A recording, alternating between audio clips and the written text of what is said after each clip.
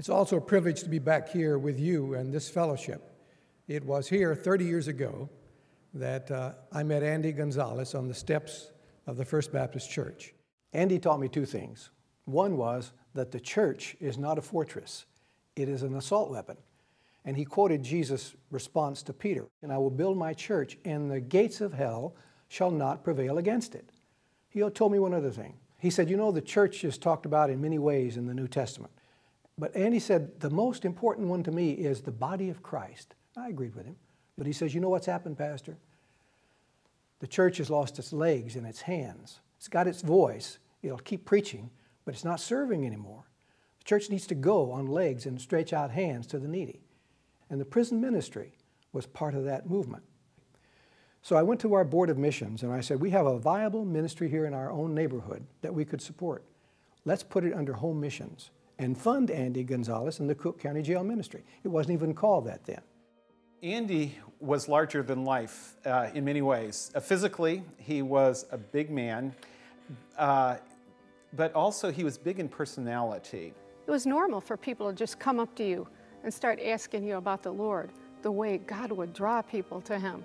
Andy had a Bible study in his office, and many times he would have men come down, even one-on-one, if they were disturbed about something. And I can remember one particular inmate, Rocky, George Vasquez. He did a total of 17 and a half years out of his 37 years of life in and out of jail and prisons. I went in my cell determined to commit suicide.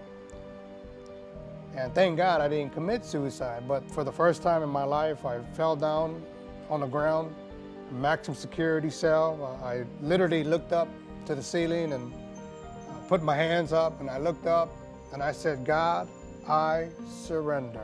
At this time, they had chapel services on Fridays. Andy Gonzalez was the chaplain there. I loved the way he dressed. He was a sharp dresser.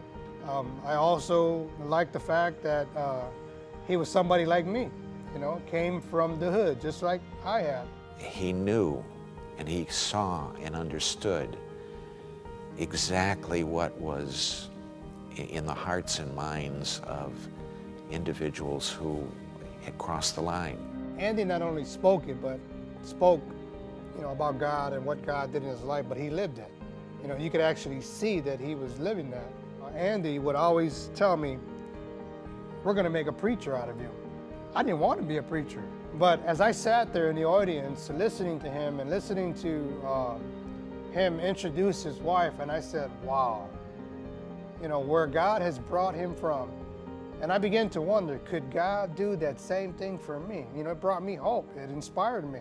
When Andy was leading services, they were always very lively, a lot of testimonies, and a lot of times you didn't know whether you were going to be part of the program or not. Andy would just say, come on up and give your testimony. And I was shocked one morning when Andy pointed to a young man and said, I want you to come up and give a testimony. And the man stood up and said, I believe that Jesus Christ is Lord. And he sat down. About a year later, we got a letter from him. He had gone to prison, and he said, I'm the guy in the homosexual dorm that you asked to testify, which I did. And he said, you know, I've been double chained to this sin for 18 years, and the devil has me bound, but I believe that Jesus Christ can set me free. He ended it by saying, next time you see the guys in Division 8, tell them my name is not Fancy with the red hair, but my name is Prince Gilbert because Jesus is my king. Andy was the ministry. He was a full-time chaplain.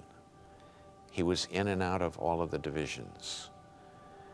He did all of the services. He had individuals working with him that he would have been training, but still he was the one that was in control of the services in each of the divisions.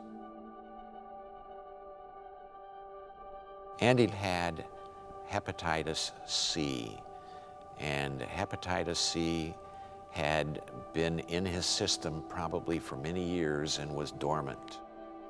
Andy died in 1996. I believe it was in August of '96.